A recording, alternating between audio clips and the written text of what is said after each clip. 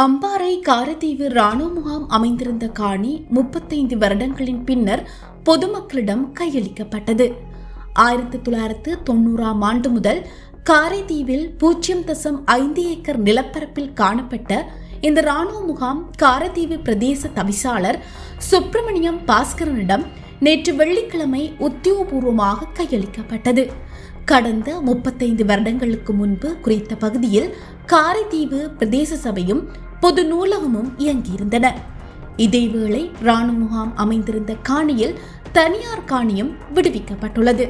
இது தொடர்பான உத்தியோகபூர்வ நிகழ்வில் காரைதீவு பிரதேச செயலாளர் டி அருணனிடம் உத்தியோகபூர்வமாக கையளிக்கப்பட்டது.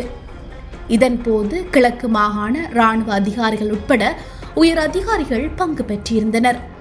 வடகிழக்கு மாகாணங்களில் ராணுவ முகாம்களின் எண்ணிக்கையை மட்டுப்படுத்தும் நோக்கில் அரசாங்கம் எடுத்த அமைச்சரவை தீர்மானத்தின் பிரகாரம் இந்த ராணுவ முகாம் அகற்றப்பட்டதாக கூறப்படுகிறது. இந்த நிலையில் முதல் கட்டமாக இவ்ராணுவ முகாம் அகற்றப்பட்டுள்ளதுடன் இம்மாவட்டத்தில் நிலை கொண்டுள்ள மேலும் ஒரு சில ராணுவ முகாம்கள் கட்டங்கட்டமாக அகற்றப்பட உள்ளதாக தெரிவிக்கப்படுகிறது.